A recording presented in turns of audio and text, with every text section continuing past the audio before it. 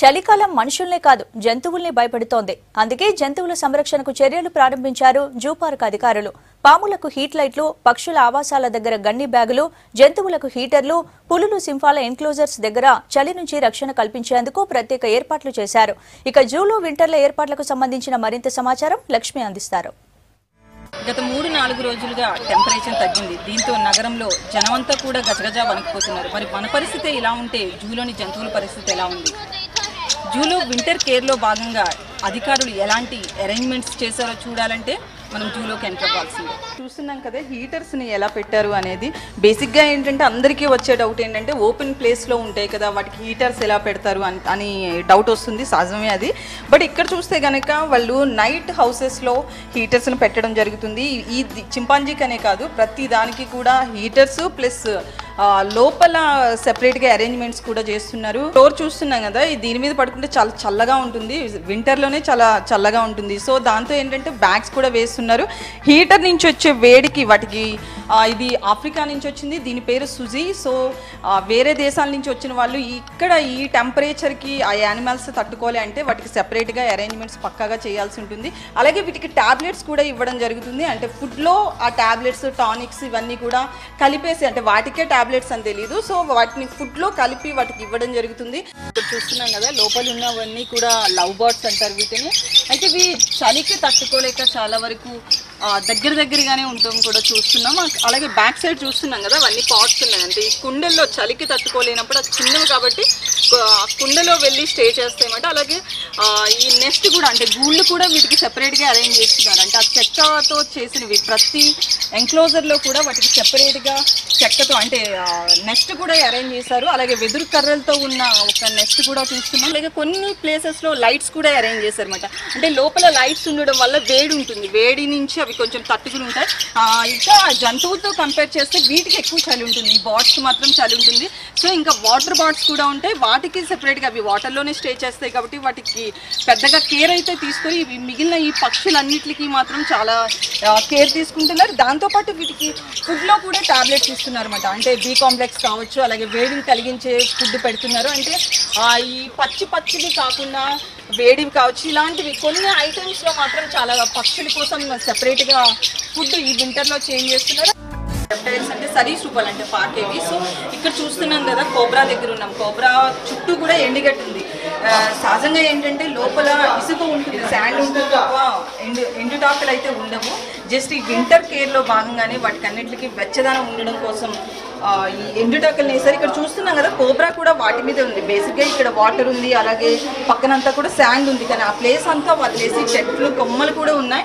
So అవన్నీ వదిలేసి ఈ ఎండుటాకుల మీదే ఉంది అంటే బికాస్ ఆఫ్ చలికి. సో వీటన్నిటికి ఇటు హీటర్ అరేంజ్ చేశారు, దాంతోపాటు లైట్స్ కూడా ఇక్కడ అరేంజ్ చేయడం జరిగింది. వీటన్నిటితో అంటే ఇవన్నీ కూడా ఈ పాకేవి అంటే బల్లులు కావచ్చు, పాములు, ఇలా ఇవన్నీ కూడా చలికి తట్టుకోలేవు. బేసిక్గా ఏంటంటే సమ్మర్లో చాలా యాక్టివ్గా ఉంటాయి, వింటర్లో కొంచెం డల్ ఉంటాయి. సో ఈ హెల్త్ ప్రాబ్లమ్స్ కూడా రాకుండా ప్రతి వాటికి కూడా హీటరు ప్లస్ లైట్స్ కూడా ఇక్కడ అరేంజ్ చేశారు. అలాగే అవి పడుకోవడానికి ఎండుటాకుల్ని సెపరేట్గా వీటన్నిటికీ కూడా వేయడం జరిగింది. ఇప్పుడు మనం వెటనరీ సెక్షన్లోని కబ్రేరింగ్ సెంటర్లో ఉన్నాము. అంటే ఈ సెంటర్ బేసిక్గా ఏంటంటే ఇది ఒక రూమ్లా అరేంజ్ చేశారు. ఈ గన్ని బ్యాగ్స్ కింద వేశారు, దాంతోపాటు అంటే దాని కింద కూడా శాండ్ ఉంటుంది.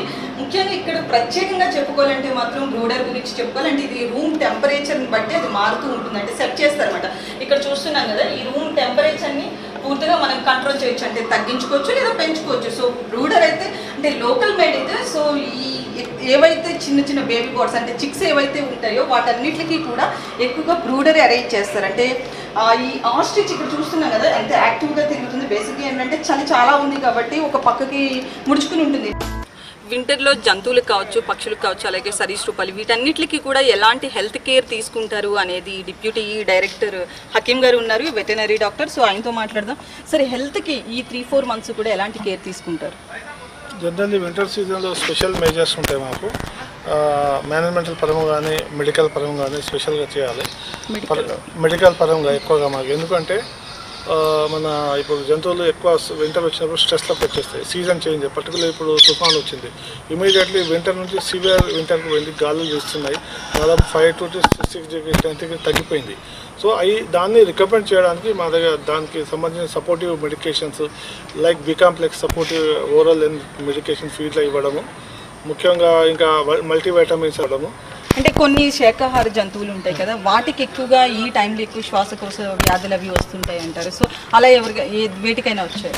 ఇప్పుడైతే మేము ఇది పర్ఫెక్ట్గా మేము వింటర్ అరేంజ్మెంట్ చేస్తాము, ఎలాంటి ఇప్పటికైతే మాకు రిపోర్ట్ కాలేదు. మరీ ఎక్కువ సివియర్గా ఉంటే ఎప్పుడైనా కొన్ని 1-2 ఎఫెక్ట్ అయినా కూడా immediately will take the treatment, కాబట్టి అది ఇమీడియట్ కవర్ అవుతాయి, ఏం ప్రాబ్లం ఉంటుంది. అలాగే విదేశాల నుంచి వచ్చిన జంతువుల విషయంలో మీరు ఇక్కడ బేసిక్గా టెంపరేచర్ విషయంలో కావచ్చు, వీటికి మెడిసిన్ ఎలాంటివి ఇస్తారు?